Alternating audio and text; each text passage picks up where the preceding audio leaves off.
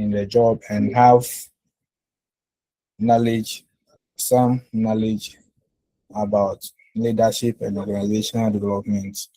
So this class will be more of a discussion class and also an interaction class. So as I said, my name is Benedict and I'm a PhD candidate. So I'll be handling this course with you. Do you get it?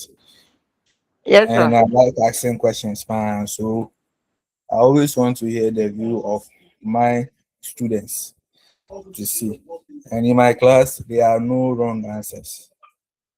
Every answer you give, so far as you have an idea, is accepted.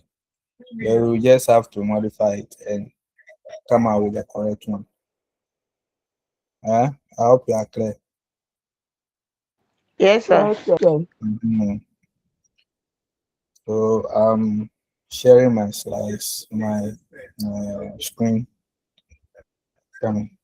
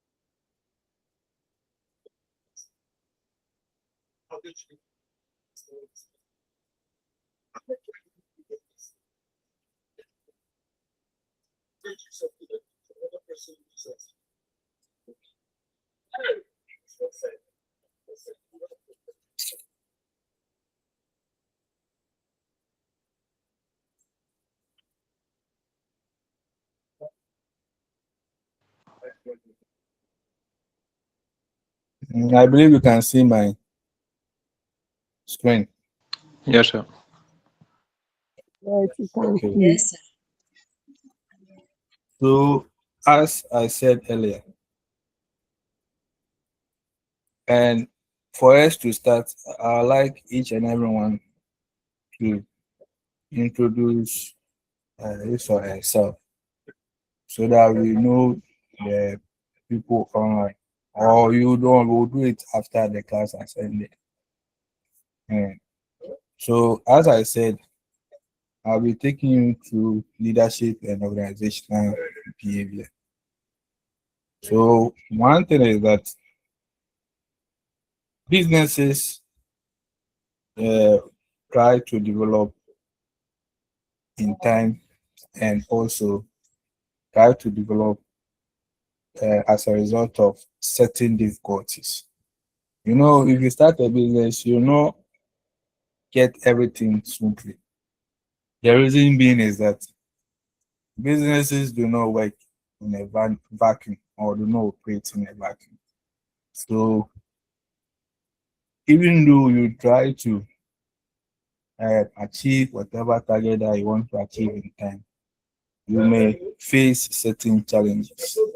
And these challenges have, because you want to achieve in time, and the challenges that or the difficulties that you may face has changed the dynamics of what business operation is from time to time.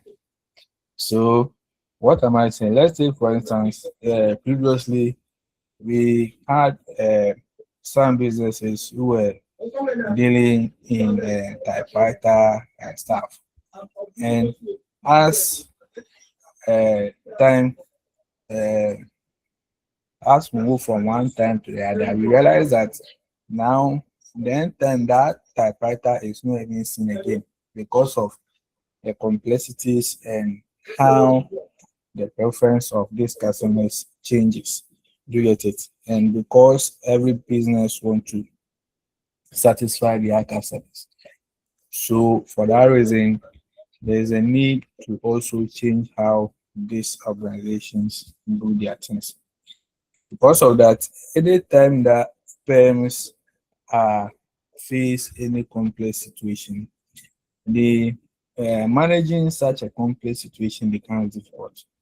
That is why every firm or every unit tries to come out with clear objective or goal that they seek to achieve at the end of every business that they engage.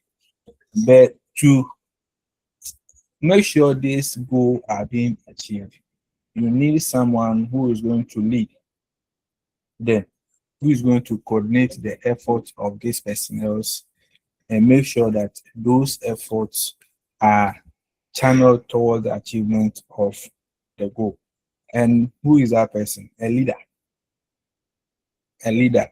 So we basically this first lecture or the unit one will cover. We will look at what leadership is, what organizational development is. We look at some functions or roles under leadership. Is there any relationship between leadership and management?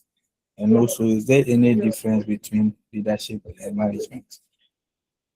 Then we look at power management. How are they related? So, if you're a leader, do you have the utmost power, or you have an aspect of power or autonomy that you can, authority that you can use? We look at that as well. We look at some leadership influence tactics. So if you're a leader, what tactics can you use? What leadership style can you use? Where we talk about the autocratic, democratic, transformational, etc. Then we'll delve into what management is. We look at some management processes, and we also look at the practical qualities or the characteristics of effective leader.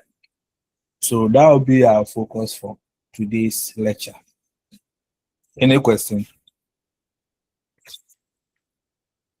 Any question? So now let's start with the organizational development. So let's break it down. When we say organizational, what is it? Organizational. Or let's start with organization. Hello, are you there? Okay, Obed, Otu. Obed Otu. Obed. Obed.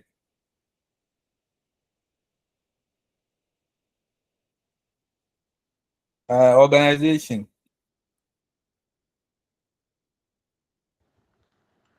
Please, sir. Hello. Uh-huh.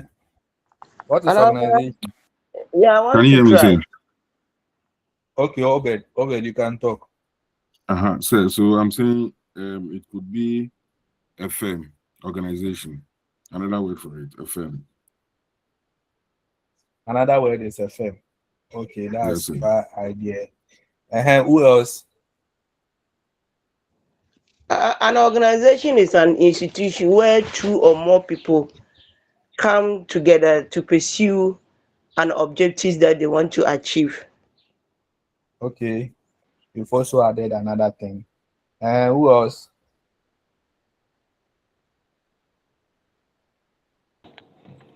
Hello.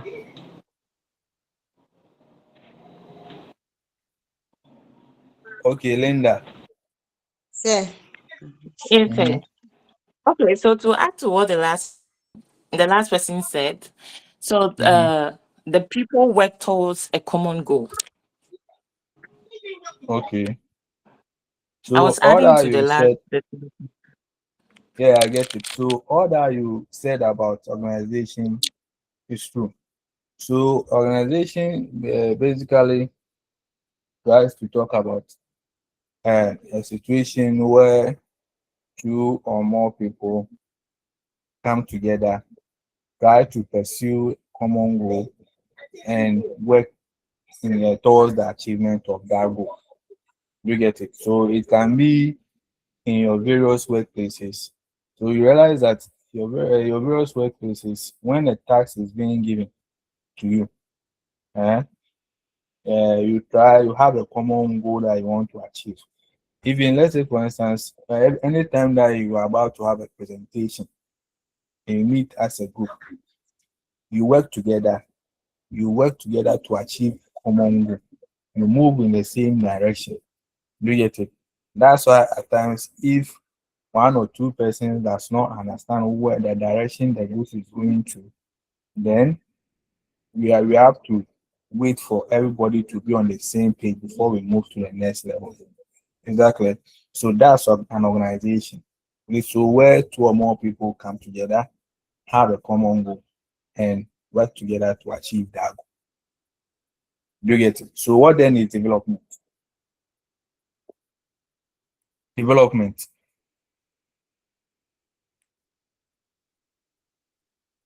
Development.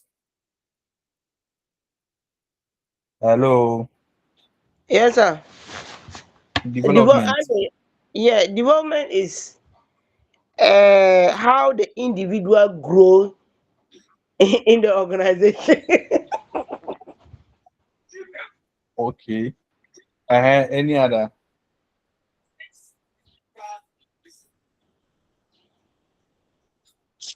Sir.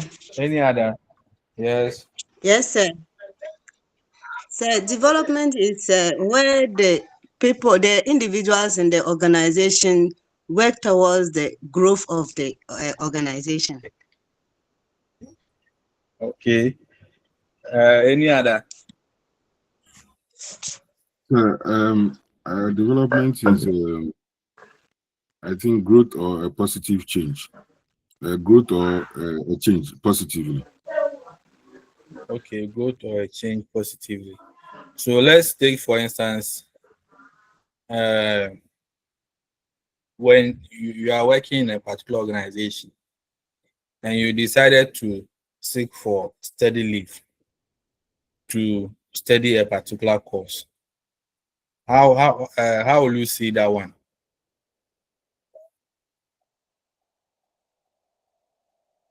Please, Mm-hmm. sir, that one is self-development. Self-development. So Yes, sir. what I'm trying to say is that development is basically you improving your current state. So your current state in the sense that maybe by expanding what you have, by trying to enlarge what is available or trying to refine what you have. That's why always, as human beings, we always try to develop, try to add up certain skills to what we have to make us a hot cake in the market. Do you get it? So someone can be working and may decide that, oh, I want to take this additional course just to boost my CV. Do you get it? Someone will finish first degree and also decide to write ICH. Why? They want to expand whatever certificate that they got under the undergraduate during an undergraduate so that they will be hot cake in the market. So it's basically trying to improve how you are. You don't want to remain the position you are now. You get it? So you want to move from where you are to where I want to be. So now combining the two, what do you think will be the definition? We know what organization is and we know what development is. Uh-huh.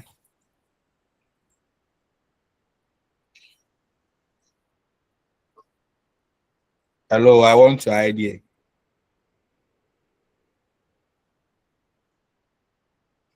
So let's look at some definition by Cummins and Hooley 2025, they proposed or they defined organizational development as a system-wide application and transfer of behavioral science to the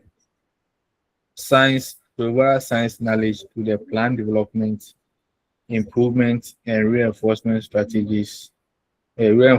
of strategies, structures, process that lead to uh, effectiveness.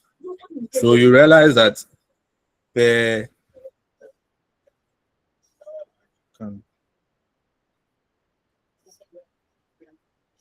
you realize that per their definition, they've managed to let us know that uh, organizational development is a system-wide application and transfer of behavioral knowledge. And when who are we transferring this knowledge to? To the people. Do you get it? So what this definition is trying to tell us that the organization has a system where this system always tries to transfer some rigorous knowledge to their people. So that's why in certain organizations, when they realize that a worker does not have certain skills, they perform in-house training for them.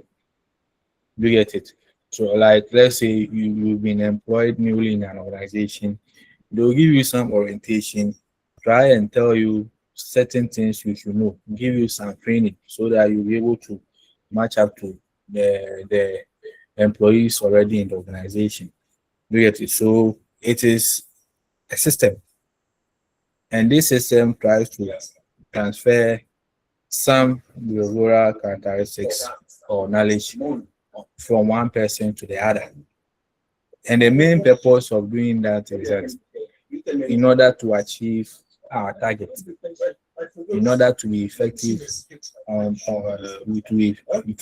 with whatever activity that we undertake. Do you get it? So organizational development is very important, and its primary goal is on the relationship and process between and among individuals and group.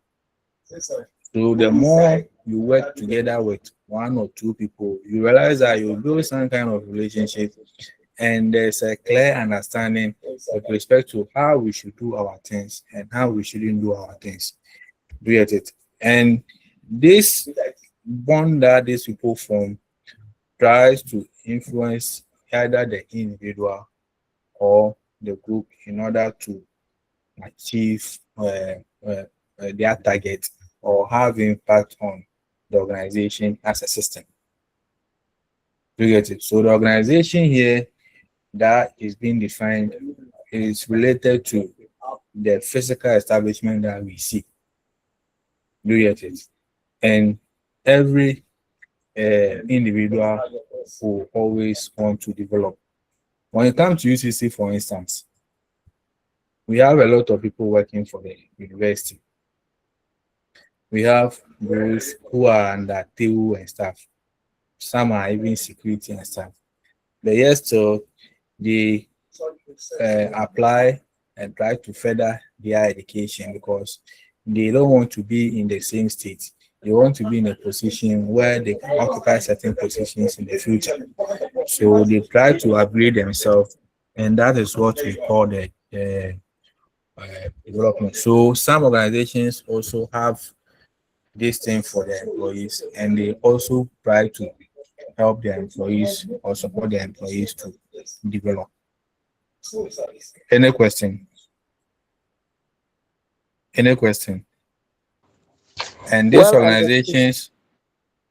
organizations always undertake this organizational development just to modify how we behave in our organization, improve how we relate with people, and improve how we can handle some new technologies that are being introduced in the organization, and also try to give a certain training that will help us to be innovative in the process.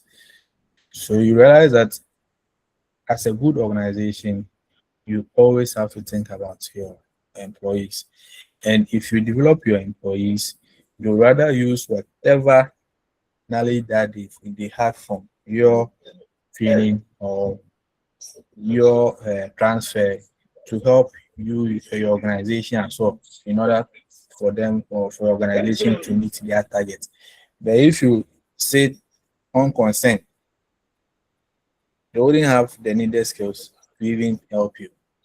So there's always the need that every organization should be able to develop their people.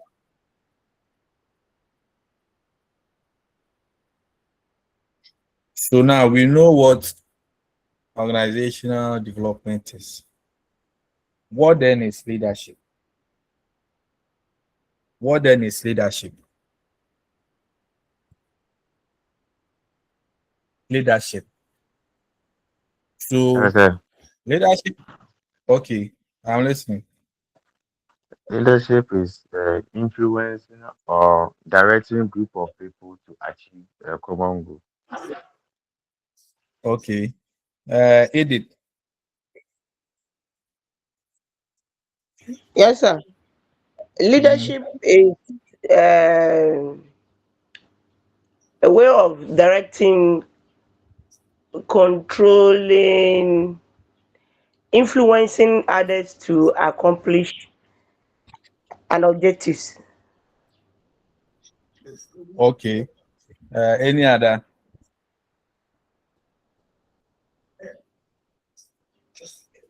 Any other? Sir, sir, Yes. sir, leadership is Yes. the coordination. Leadership is the coordination between employees in an organization for the betterment of that organization. Okay. Like there should be So someone what's who the difference? coordinates What's the the affairs difference? of it. Okay. Any Hello, other? sir. Mhm. Yeah. I've heard you. I've heard you. Any other? So let's look at what is in your book. So all that you said is true. As a leader, you should be able to coordinate your people, coordinate the whatever tasks so that you'll be able to meet your target. You should be able to influence. Uh, the influence here doesn't mean that you are using dubious means to let them, or you are threatening them to let them do their work for you, your task for you. No, the influence here is trying to convince them, let them see reason, trying to uh, pull them to your side for them to see reason. You will let them see reason that, oh, when we work it this way, it will help. So let's come together. You take this, you take that, come together. You do your part, I do my part, then we all achieve our target. You get it? It's like the group discussions that we've been having. So a topic has been given to you. The leader will then share the topic among the group members. So maybe member A, take this part. Member B, take that part. Member C, take that part. So you go and have your research and stuff. Then you come on a particular day, you try to coordinate whatever information that you've gotten. You get it? To present that as your assignment. So the same way a leader in an organization will also act in that manner. So if let's say I'm a leader of a particular committee, and we are investigating why our firm is not meeting or getting the needed sales. I have my team members, so I'll assign tasks to each of them and let them know what they should do at any particular point in time. You get it? Then after they've gotten whatever information that they need, we come together and try to coordinate whatever information that we've gotten or make meaning from the information that we've gotten to come up with a particular decision that will help the organization in the long run. You get it? That will improve on our sales because that is our target. You get it? So that is the job as a leader. So per your book, it said leadership is a process by which a person influences others. So you are influencing others to help you accomplish your objective and your desire as well. You get it? And so if you are influencing, it means that you are also directing the person in the organization, and you are directing the person in such a way that it will be more cohesive and coherent in how you even direct the person. There will be some level of consistency. You get it? As a leader, you shouldn't be favor one person over the other. No, make sure that how you direct and lead people or influence people are the same throughout. So leadership here is seen as an act because you have to know how you even talk to people, how the manner in which you can even influence them and stuff. And it is a skills as well. You get it? That's why they said you can be a firstborn in the family, but you still wouldn't be able to possess this leadership skills because it's an act and a skills which can be uh, born naturally or it can be nurtured. Do you get it? So these acts and skills are what you are going to use to influence your followers to do whatever you want. So through communication, how you even relate to them, how you make them feel special, etc. And the main purpose of doing all these things is to achieve your target. So according to Northouse 2007, he explained leadership as a process whereby an individual, you get it, which can be one person, influences a group of individuals, which means two or more people coming together to achieve a common goal. You get, and leaders are the people who carry out this process. So anyone who influence an individual or group of individuals is called leader. So they carry out this process and apply these leadership traits, the knowledge that they've acquired and skills in order to move their team or organization forward. So there are a whole lot of definitions by Craven and Rauch and Berlin, all defining leadership as according to Craven. He said leadership is an influence, so there is still an influence over there that enable managers to get their people to do willingly what must be done. That's why I said you don't have to force them to do well what ought to be done. Then according to Rauch and Helen, they define leadership as a process. That's the main reason why it's an act of influencing the activities of an organized group towards achieving a particular goal. So you realize that there is one thing that runs through the various definitions, a process. Do you get it? And also influence. So it's not you forcing the person to do your work for you or cutting the person. No, but you should have some uh, convincing ability to make someone do something for you without forcing the person. Exactly. Any question? Yes, sir. Any question? So let's look at the four factors of uh, of leadership. So there are four factors of leadership, and these factors help to determine the efficacy of leadership in an organization. So when we say efficacy, we are basically talking about the ability of the leaders to produce a desired or an intended resource. So what will steer them to achieve their target or will make them achieve their goal. So the four factors of leadership, we look at the leader. A leader is a person who direct a group, who uh, leads a group, who tell their members or his members that they should do A, B, C, D in order to meet a particular target. So as a leader, you should be able to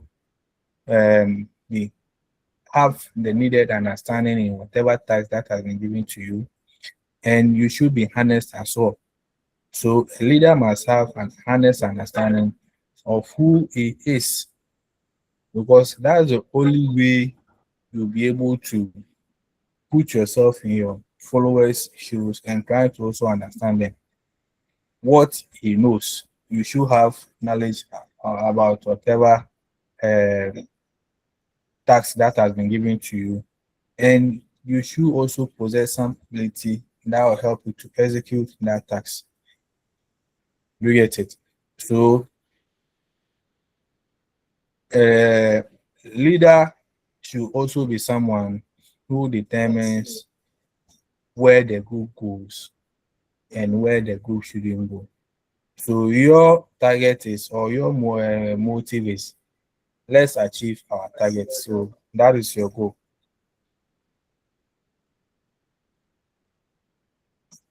Um, so and one thing is that if your followers do not trust you, then it becomes a problem.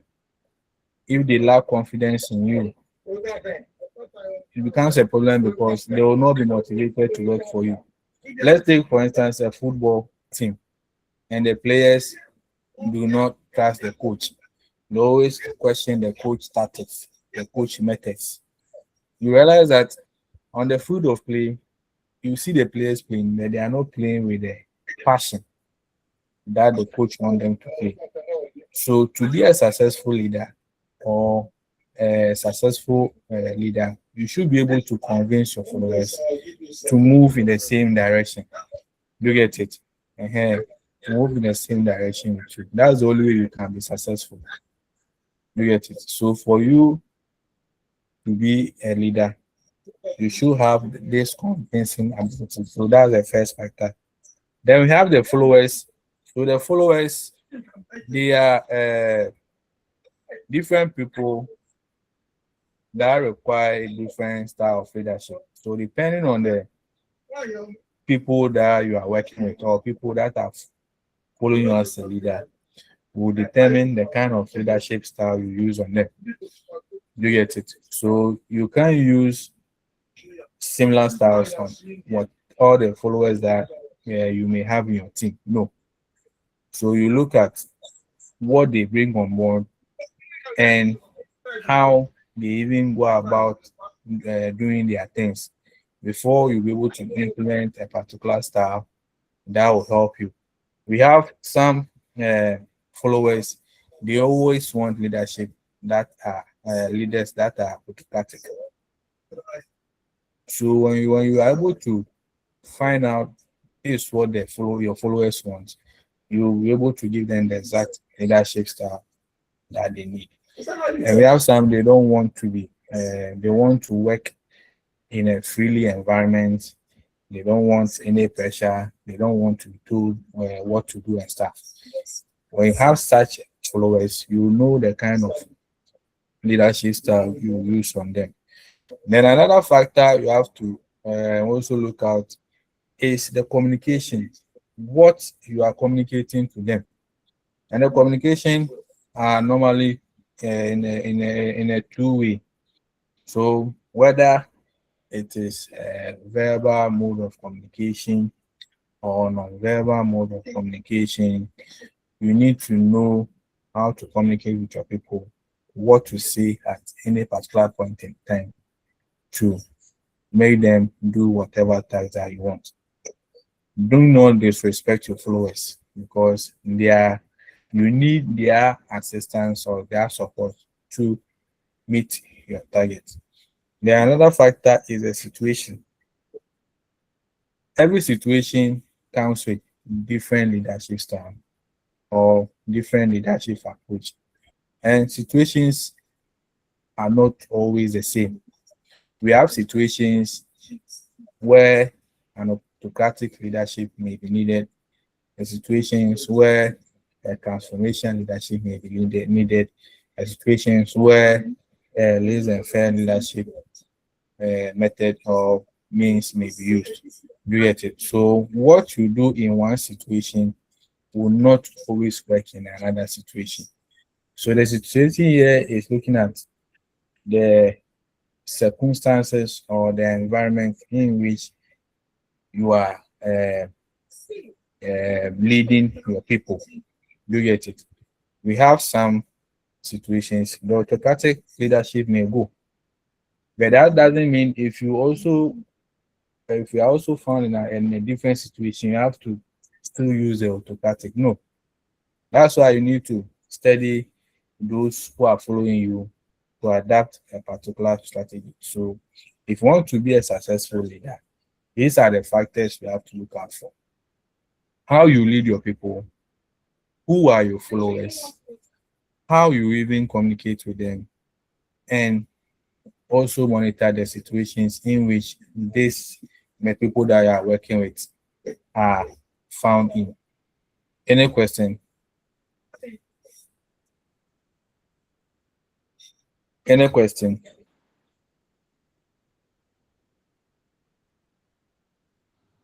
So No, we sir. have as a leader, you also have certain roles that you can undertake. We have several of them. So as I said, leading is a complex activity. So that is why some researchers have come out with 8 rules of leadership, and we are going to look at them. One, we have the figurehead rule. So what they do is that as a leader, you spend part of your time engaging in ceremonial activities or acting as a figurehead leader. So, for example, uh, we are about to let's take for instance our president as a leader, and we are about to maybe celebrate our 50th anniversary. So the university invites the president over. So the 50th anniversary is a ceremonial activity. So he is being invited to come and chair the program or to come and speak to the people of the program. Do you get it? So maybe there is a funeral somewhere, and because you are a leader, they've asked you to represent your organization at that funeral. So that is a figurehead leadership role. You get it? So you only spend time go to these ceremonial activities or represent your organization in every activity that you find yourself. So let's look at some of their behaviors. So what will make you see yourself as a figurehead leader, a figurehead role. One, and you entertain clients as an official representative of the organization. Two, you always have to make yourself available to the outsiders as a representative of the organization. So you realize that the organization have picked you as their figure. So if any client or any outsider needs an information, you have to go and speak to them. If you go to ceremonial activities and you need maybe your assistance on something, you have to provide them those assistance. Three, you have to serve as an official representative of an organization, and you also escort official visitors. So as a figurehead role or as a figurehead leader, these are the roles that you'll be undertaking or you'll be practicing when you are being given the role as a figurehead. Then we have the spokesperson, where the manager act as a spokesperson, and the emphasis here is on answering letters, making inquiries, and also making formal reporting to individuals and groups outside the organization. So yours is not to represent your organization at a ceremonial activities or at any event, but rather when there are issues, you have to respond to queries, etc. You are there. When the media are around and they want to find or make some inquiries, you are the person who are going to talk to the media. You get it? So yours is just to answer those letters that comes in. So let's say, for instance, when I was doing my research, I had to send a letter to AGI. Then they had a spokesperson. So this person came out and spoke with me and provided me with whatever information that I needed. You get it? So that's the spokesperson rule. And this, as a spokesperson, you occupy managerial leadership role, and this have been grouped into uh, 5 groups. So if you are a spokesperson, you are performing a spokesperson role, these are the people that you have to answer queries to. One, the upper level management. You answer queries to the customers. You answer queries to the professional colleagues. You answer queries to the general public and other important outsiders as well. So yours is just to answer whatever queries that comes your way. We have the negotiator. What he normally do is that he tries to make deals with others, try to negotiate or try to uh, meet other clients and make deals with them that will help the organization. So if we need a particular resource, the negotiator will go there, try and negotiate and cut down or get us the best deal so that we don't spend much in acquiring any item that we want to get for our organization. So what are their roles? They bargain with the superiors for fund, facilities, equipment. They bargain with other units in the organization. They bargain with suppliers and other vendors and stuff. So the DS is just to bargain. You get it. And we have the coach. You can also perform a coaching role where you take time to coach members, to teach members what they should do. You get it. So as a coach, let's look at some of the roles that you can undertake. One, you informally recognize the team members' achievements. Then you provide team members with feedback concerning ineffective performance. So if they don't perform well, you have to give them feedback and even help them improve on their performance. And you can also ensure that team members are always informed of the steps to take that they can improve their performance, as I said earlier. Then the next role that we are looking at is the team building role, where leadership are only interested in building an effective team, building team where they can feel comfortable and work with their followers as well. So let's look at some activities that contribute to this role. One, they are always ensuring that the team members are recognized for their accomplishment. They don't take the they don't take the success alone. They try to get those members who help them on board so that everybody will be recognized as as well.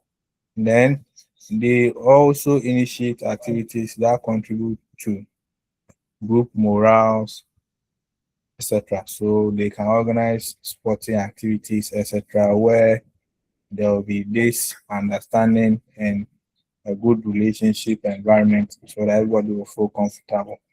They also hold periodic meetings as well.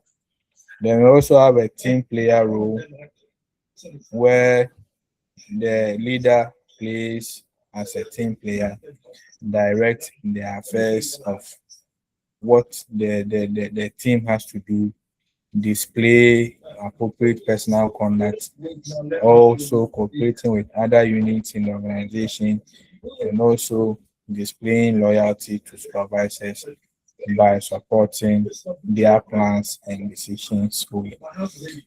And we have another role, which the technical problem role as well. They help in solving some they're providing solutions to whatever problems that occur in the organization. So a leader can also undertake that role. And we also have entrepreneurship, entrepreneur role. Any question? Any question? No. Hello? Okay. So let's go to the section 2, which looks at the leadership and management. So, as I said, leadership and management are different, but yes, they have some similarities as well. So yeah, we want to look at the similarities and differences between leadership and management. So these are the differences. So the differences are grouped under the thinking process, the goal setting, the employee relation, operation, governance, focus, and outcome. So under the thinking process, management focus on things and also looks within the environment in which they find themselves. But that of leadership focuses on people and also looks outward as well. When it comes to goal setting, management are only interested in executing their plans, improving what is present or improving their current state, and see always sees the tree. And that of the leadership, they articulate vision. They come out with vision and also try to work towards that vision. They try to create a future, etc. Then in relation to employees, the management control their subordinates, which is very true. Then they direct and also coordinate. But that of a leader will always empower their colleagues and they always trust and develop their people as well. So all these are the differences between management and uh, leadership. So the operations where management they do things right, they manages change, they also serve superordinates, but that of the leader they do the right thing, they create change, etc. So let's look at the similarities. So if these are the differences, what do you think will be the similarities?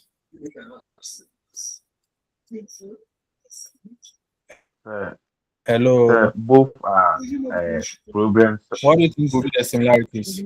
problem solving. Both Is that? problem solving. Yes, they are all interested in solving a particular problem. What else? They And all serve their subordinates. They all Serve their subordinates. okay. They all have subordinates. Okay. Leaders have followers and management have subordinates. What else?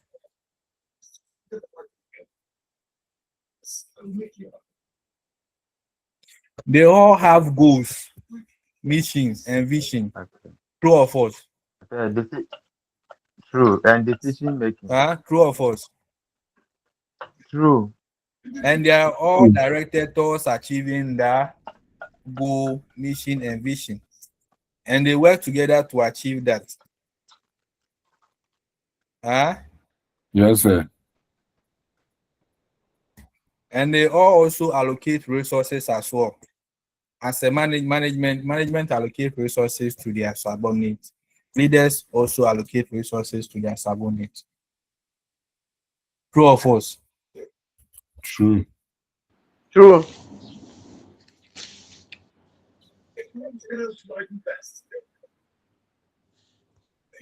Any Sir, other? can you say they are all operational?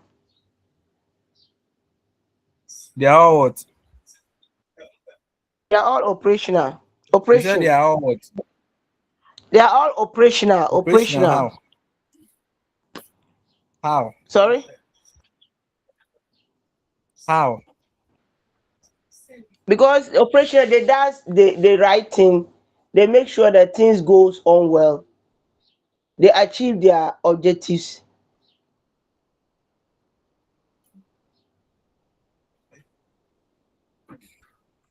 Okay, that will Am I be. making sense? I don't know if you have. What's it? I'm asking whether am Come I again. making sense? I think that would be both solve decisions. I'm finding it very difficult to get what you are saying. If maybe we are talking in terms of they working together to meet a target, fine, because both management and leadership work together with their people to achieve a Okay. particular target. I don't know if you are explaining the operational with respect to data. Yes. Because the operational here has to do with the actual activity that Yes. they are engaging. Yes. So they working together to meet their target can be one of the similarities. Yeah. Any other? Sir, please, can you say In your interdependent? book, they have a manager needs to be an effective leader to achieve the highest level of efficiency. A person should perform the role of a leader. To perform the role of both leader and a manager. Do you get it? So if you're a manager and you want to be a leader, then you need some level of efficiency that will help you to achieve that. Do you get it? So this means that a manager can be a leader. Do you get it? But for you to be a Yes. leader, you have to have some level of efficiency before. And another similarity is that managerial activities affect various stages of whatever the leader is representing. It can affect their performance, it can affect their satisfaction, it can even affect their commitment. Do you get it?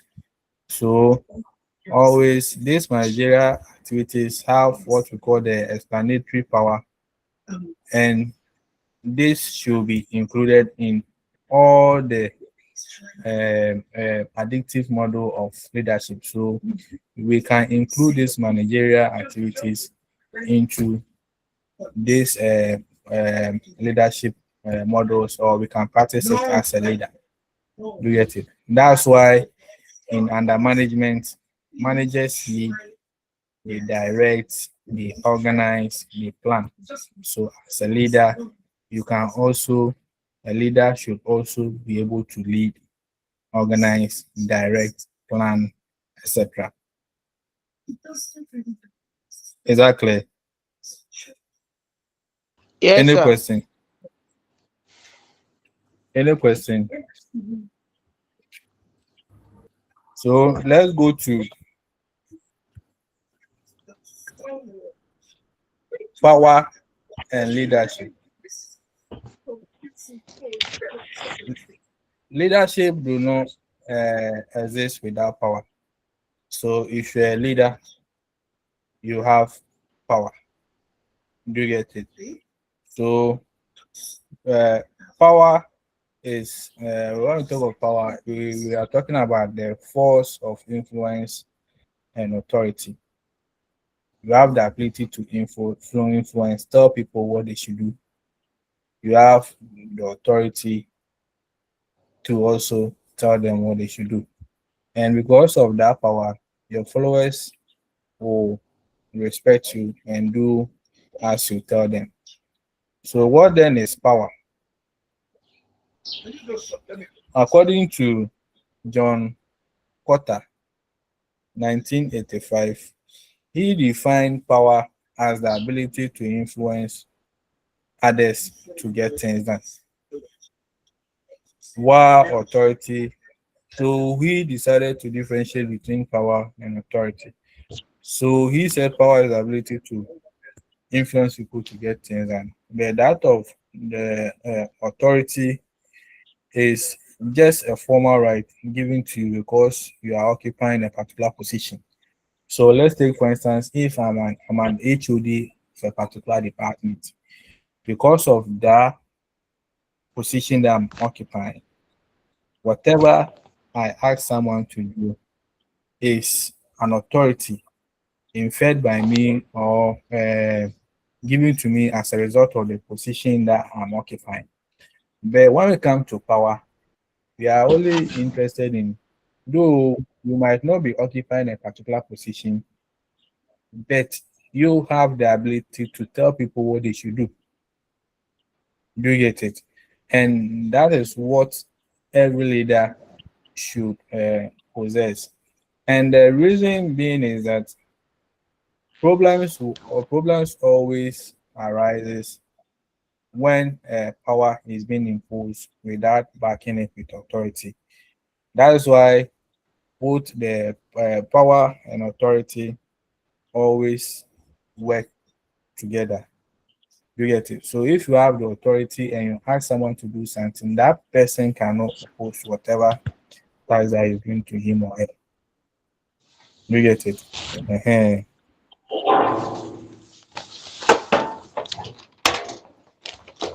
While too often we can find powerful people who do not hold genuine positions of authority, but we also frequently find people who are in a position of authority but are powerless. So as I said, you can be in an authority, can be in authority, but you wouldn't have power to influence, or you wouldn't have the ability to influence people to do what you want.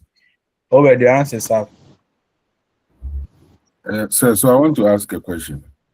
So mm, does it mean that uh, when you have the power and you ask somebody to do mhm. something, the person can choose not to do it. But with authority, because you're occupying the position, the person um, cannot say that you will not do whatever you're asking them to do.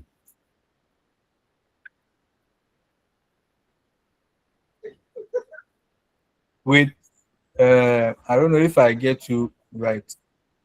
You said with power, when you ask Yes, someone with to power, do something, that person can decide not to do it. can choose not to. You see, one Yeah. thing about power is that you are not imposing it on the person. Do you get it? What that you are interested in is that I have the power, but I have to find uh, ways to influence you to get the task done for me. Do you get it? So, as I said, for example, eh, a leader has a power. Do you get it? So, what the leader is interested in is that let me influence my people to get things done. But when the authority is attached to the power, then the you can easily command someone to get things done for you. Let's say, for instance, in my position uh, uh, as a graduate assistant, do you get it? I can tell a student to do A, B, C, D, or to get me A, B, C, D. Do you get it? And that student wouldn't refuse because of the position I'm occupying. And he might be afraid that he might be afraid of the consequences that may come out from whatever he or she decides. Do you get it? So when that happens, you realize that if you even tell the student to sleep, that person will do it. But that's not how power works. Power focuses on you influencing the person, try to make the person see reasons why he or she has to do what you want for you. Do you get it? I hope I've answered you. Obed. Yes, sir. Yes, sir. Well understood.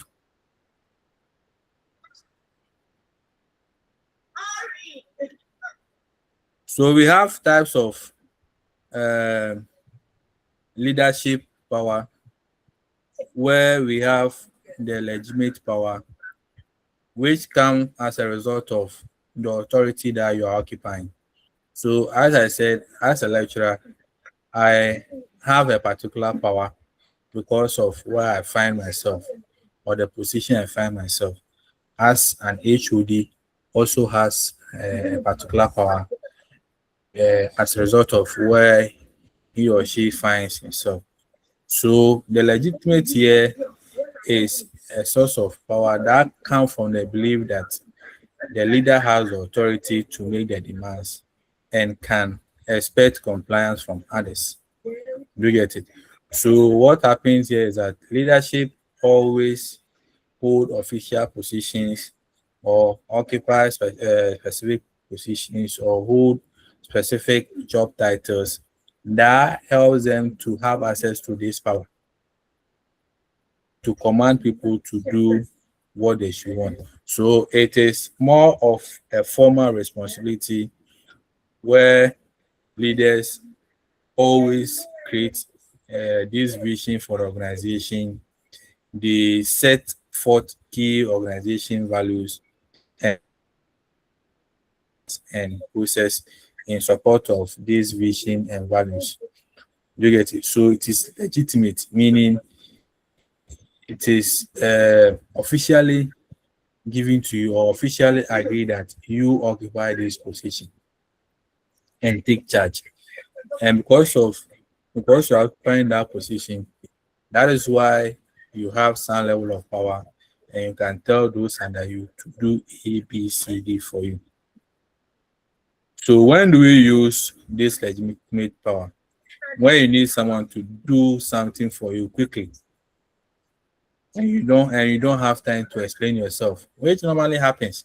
At times you'll be there and your boss will be like, you'll be doing something, your boss will come. Oh, Ben, do this thing for me quickly. then you have no other choice than to put whatever you are doing aside and complete your boss's own for him or her. And if a political situation has grown that needs steaming, then you have to use the legitimate power where you use a position to tell people what they should do. When your accountabilities are in serious jeopardy, then you use that. When can't we use the legitimate power where you feel you are impatient and frustrated? You can't use it. Otherwise, the end result of it will be disastrous. Then you have poorly personal reasons to influence outcome, or your value are at odds with someone else, or you have recently entered a new post with non-familiar team. In that situation, you can use your legitimate power. Otherwise, those people who are following you will not even mind you. And we also have power that comes from a reward. So the reward power not always arises from the ability of person to influence the allocation of incentives in an organization. So let's take, for instance, in an organization or in our community, money has been given to maybe the DC to distribute to the people in the community. So because of that resource given to him, gives that person a special power because he has been given the mandate to share whatever resources available to him to the people under him or her. You get it? So he is getting that power of the reward or the incentives being provided to him.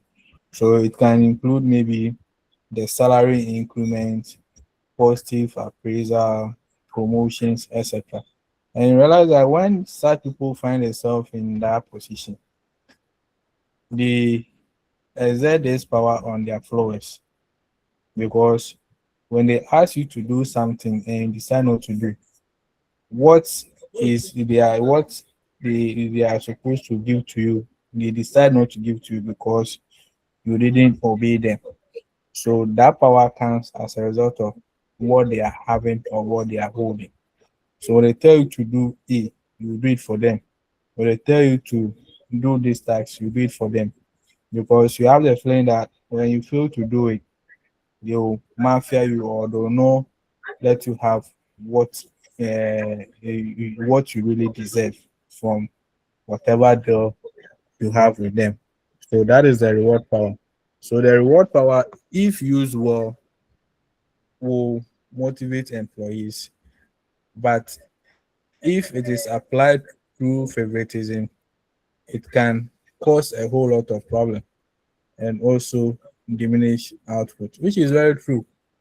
So if you don't share the whatever reward or incentive equally, and you begin to favor one person over the other, you realize that those that are not being favored will try to pull away from whatever task that you ask them to do, slowing down the process and to even make it difficult for you to even achieve your target. When to use reward power? You use reward power when you need something to be done quickly, when your team needs a motivational boost, which is very true. Rewards boost motivation. So if your team their zeal is down, you need a reward power or you need a reward to boost their morale. Or you are taking your followers to go above and beyond their duty, or you are asking your followers to go above and beyond their duty, then you use the reward power. Or you want to create a friendly competition, you can also use the reward power. Then when can't we use the reward power is when you don't have a lot of resources so that someone will lose and someone will win, then you don't use the reward power. When you have doubt about your ability to provide the reward, you think you don't have the needed means to uh, give them whatever they want as a reward, then you don't try it. When they are targeted towards individuals in situations where there are petty jealousies exhibited in your teams, you don't use the reward power. Any question? So we've done two power of leadership. Any question? Any question? Then we have the expert power, where we always say knowledge is power. So because of what I know, because of what I know, and the followers believe that I have this knowledge, so I use that as an opportunity to get my followers to do what I want. So expert power is derived from possession of some knowledge or expertise in a particular area. Do you get it? And such people are highly valued in an organization.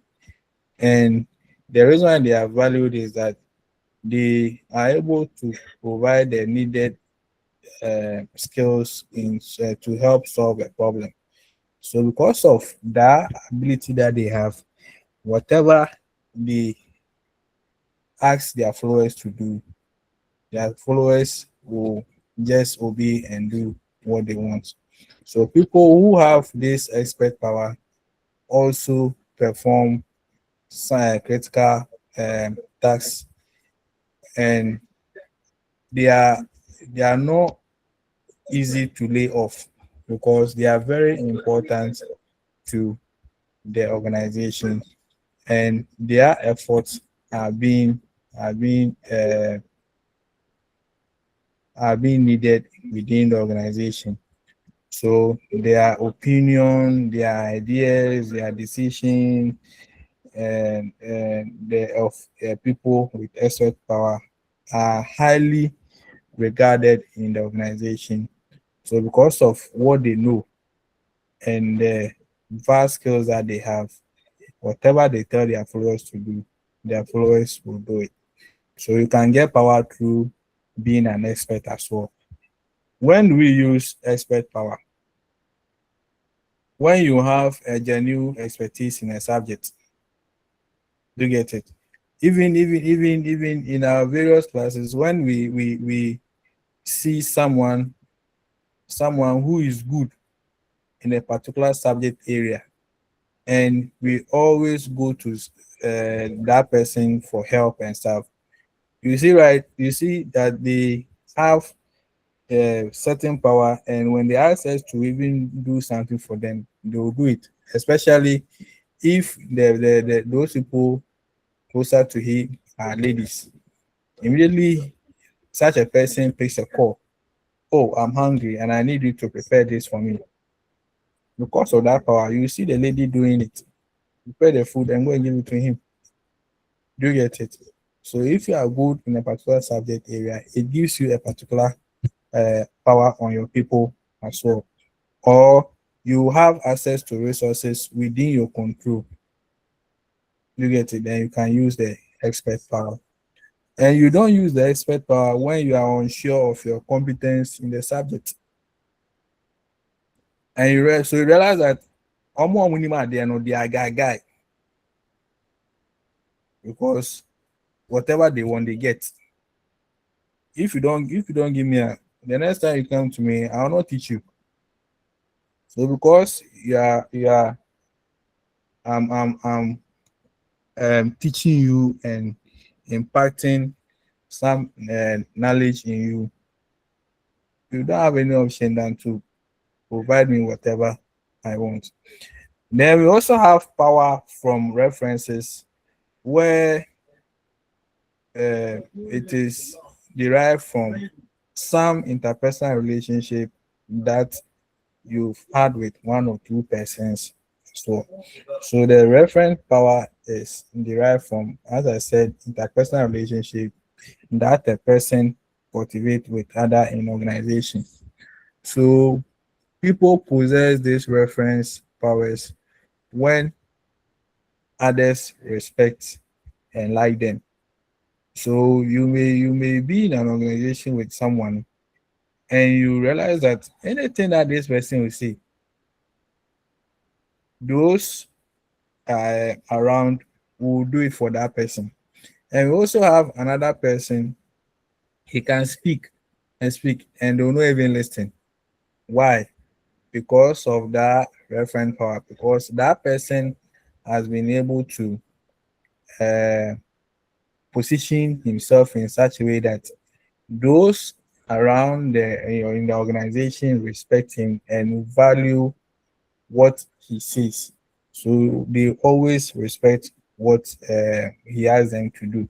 So this reference power arises from the person's charisma, how charismatic the person is, and based on that, they are able to influence the others, and they are being admired by all. You get it? They are being respected. People trust them and stuff. You get it? So because of the personal connection we have with people, and these people respect you, value you, admire you, and stuff, you have some power in them, and you can exert that power to make them do what you want, to influence them to do what you want. Do you get it? In my regular class like this, I have one guy in my class, and the whole class people respect him. So when he even puts something on the page, on their page, nobody is able to come out with an objection or something. They just follow and do same. Then I also have another person. Immediately he puts something on the page, they don't take it serious. Do you get it? Because of how that person has carried him or herself. When to use this reference power, where there's a strong relationship between you and your followers, you can use that. Where your desired outcome does not conflict with your followers' values or value of the organization, you can use that. Where your desired outcome is flexible, you can also use that. But you can't use it when there's no strong relationship between you and your followers. You can't use the referent power. Any question?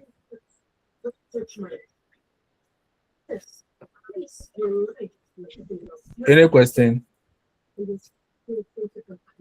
Okay. You can ask. Yes, Rafia. sir. Please, how is yes, Okay. sir. So please, how is a coordinator different from a leader? How is the Is there any difference? Coordinator and a leader, is there between any what? difference between them? A coordinator and a Coordinator and leader. the leader? Like And your center coordinator. yes. Obed, your hands is up. So sorry, I would say a coordinator works under the leader because it's the leader who will instruct for somebody to do something.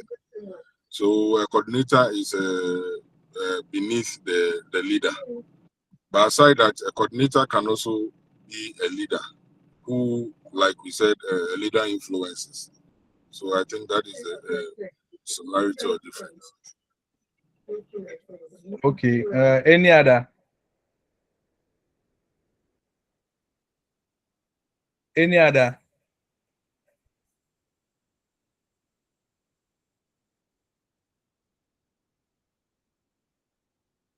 Any other?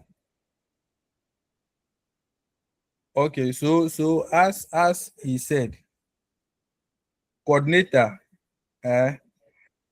can a leader oversees everything. Do you get it? So if you are a coordinator, you work under someone. But with respect to, let's take for instance your various centers, eh, the coordinators over there are acting as a leader. Do you get it? They are seen as a leader because they tell the tutors what courses they should take or they should teach. They make sure that the those who come to the various centers do their work. They oversee the day operations of whatever activity that goes on in the various centers. Do you get it? So in that situation, they are acting as a leader with respect to the center, basically coordinating the various activities. They are performing a leadership role. You get it?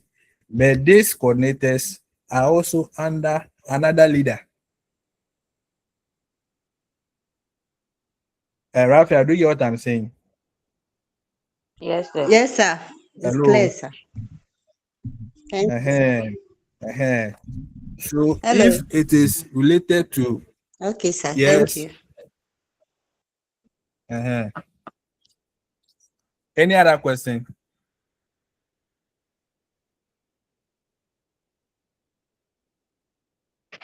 Sir, Okay, can let's you, look at uh-huh. sir? So can you say Yes, a coordinator is assigned to a specific task in terms of differences where from a coordinator with a leader? Can you say the coordinator has a specific task where the leader supersedes yes, all? yes, the Okay, coordinator has a specific task. okay, Uh-huh. thank you. Any other?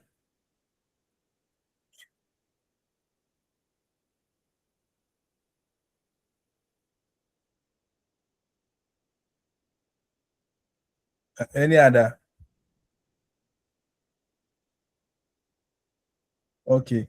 Now let's look at another power of leadership where we have the cohesive power, which this type of leaders use threats and punishment and sanctions to make sure that their followers do whatever task that they want. So, for instance, if you're a junior staff and you they come to work late or you are unable to meet a deadline, they take they at times will take some actions against you, or a junior staff member may work late to meet a particular deadline to avoid some punishment given to him. Because if you don't meet the deadline, they will use the coercive power to punish you. So it's basically trying to these persons using the ability to punish, fire, reprimand other employees just to make them do what they want. You get it? So if you don't do this, then what you are entitled, I'll not give to you. Or these people, those who work for this. Let's say, for instance, if you are a worker of microfinance, where you have to get a particular number of people to uh, subscribe to whatever this thing you sell to them before you be able to, before you be paid or get commission. So based on that, you don't have any option than to make sure that the needed number of subscribers for you to get a commission, you get them.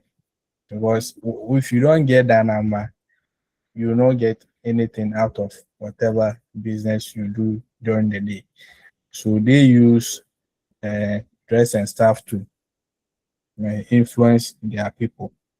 And one thing is that this coercive power basically helps to control behaviors as well, because it makes sure that those working within the organization adhere to the policies and norms of the organization.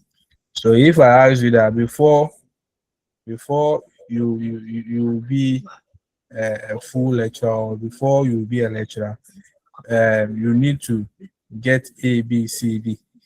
You get it? And because you are interested in being a lecturer, you make sure that whatever policy that organization sets with respect to achieving A, B, C D before, you will want to achieve that before you become a full lecturer. Because if you don't, you lose your job. You get it? That's why I got to a time most of the lecturers were trying to have their doctorate degree and stuff. So when to use this coercive power, where you need to ensure standard and policies are adhered to, then you can use it. When you need a significant risk in a situation, or when you have no other option, then you can use it. And you can't also use it when you have the ability to apply other powers. You won't be around to put things right afterwards, or you are feeling frustrated and emotional, or some individuals can have, or the use of power, some individuals can have at different times or even simultaneously, etc. So for that one there, because it focuses on threats and stuff, when not to use them are many. Now, how can we get this leadership power? One, when you depend on someone, you depend on someone for everything. You get it? Automatically, that person has the power, or you're giving that person the power, because when that person asks you to do A, B, C, D, there's no way you are going to say no to it, because you know that if you refuse to not to adhere to what he or she says, you are not going to get whatever thing you are benefit from that person. So you probably know from personal experience that when a person has control over something that others want, and that person is quite powerful, which is true. Let's take it in this social environment where we always have a friend, we always go to her or him for anything that we want. When such a person asks us to do something, there's no way we will say no. Meaning that person, because we are depending on that person, well, we've given that person a power to tell us what to do at any particular point in time.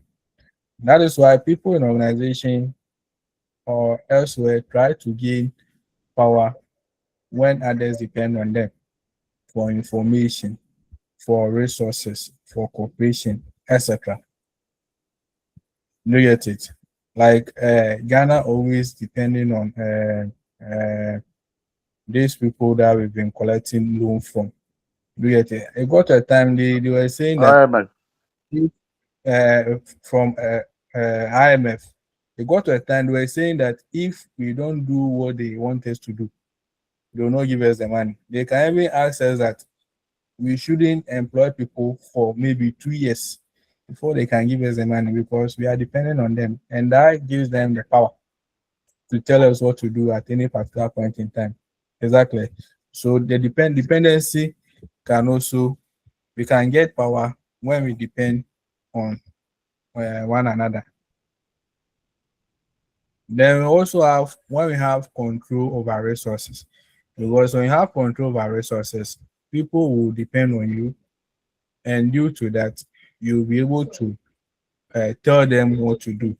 So resources such as we depend people for on people for job, reward, financial expertise, knowledge, materials, and time, etc. So because we control the resources, When I ask you to do this, you do it. That's why at times when some people goes to look for a job, especially the ladies, and because those in charge have particular control over whatever job that they want, they at times want to take advantage of them. And if you don't agree, then you are not going to get a job or something. You get it? So you having control over a particular resource can help you have power over your followers, and whatever you tell them, they are going to do it. So always people in an organization must perceive the resources to be important. You get it? And if nobody wants what you have got, then it doesn't create any dependency. So you need to have what people want before you can they can be dependent on you, and thereby giving you the needed power. And when you have control over information too, it also gives you a source of power. And whatever thing you say, your followers are going to obey because they know that you have the information that they need. You get it? So whether you have access to the information, you have control over how and to whom it is distributed to, all these things gives you some level of power or some source of power when you are a leader. You get it? Then we also have increasing power through political activities.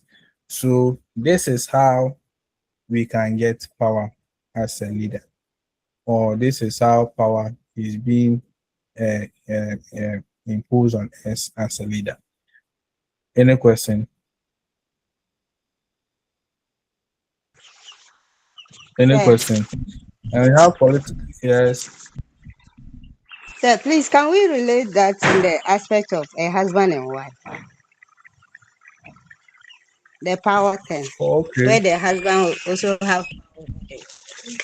Okay. So let's take for instance where the wife is just a housewife, and the wife depend on the husband, and the children also depend on the father. Do you get it? These give the husband some power over the wife.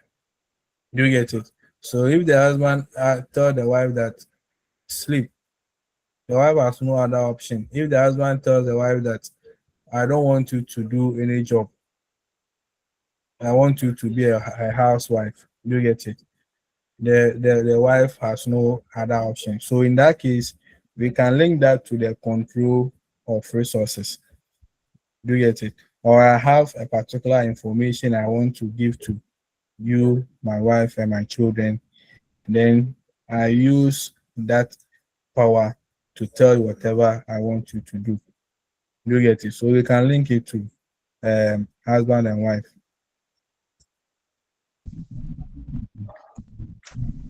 You get what I'm saying? Any Yes, sir. question? Thank you.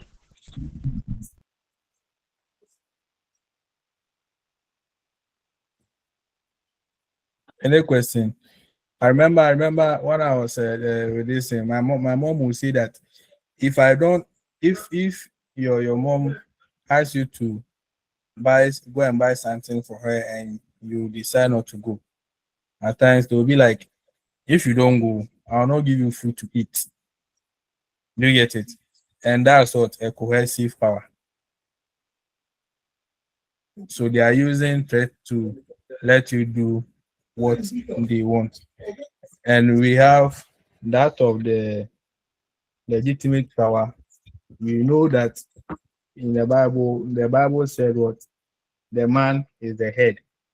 So that position has been given to the man that he should handle the affairs of the household, and the wife and children should obey the man or be submissive to the man. Is that clear? Exactly. And at times, if let's say your husband has enough knowledge about one particular thing, always giving you advice and stuff, you always want to respect him. So whatever I ask you to do, you do it because you know that what because he has or because he's expert in a particular area, you always have the mind that whatever advisor he gives to you is good. Do you get it? So when he asks you to do a, there's no way you are going to object to that. Exactly.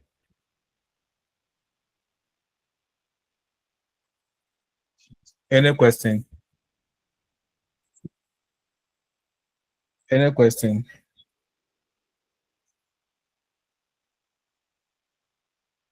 So I believe it's time. So we need to fix a day for the remaining sections. What's your next class?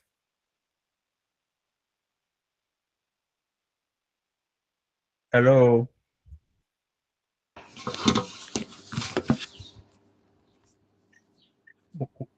What's your next class? It's around 10:30. It's around 10:30. Mm, So 9:30. mean this class is 3 hours. 9:30. No, it's 9:30. Oh, okay.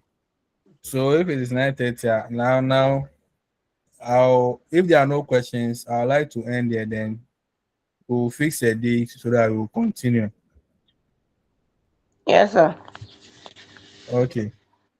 So now the next thing I want to see each and every one your face. You introduce yourself, then I'll see your face.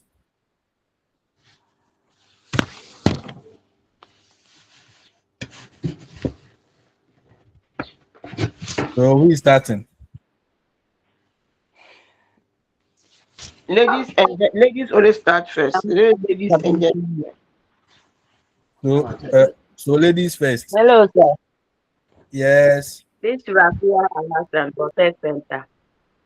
Oh, okay. Rafia. Who else? I'm seeing Amidu Razak.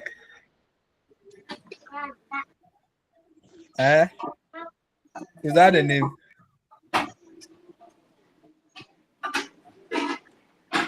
Is that the name? Amidu Razak. He's a guy. He's a guy. Please, I'm here. Okay. Obed, your hand is up. No, sir, I'm here. I'm here. I can't show my face because of where I am. So. Okay. I can't show my face because I've of seen you. Rafia, I've seen you. Isaac Manson. Okay. Then Patricia. Yeah,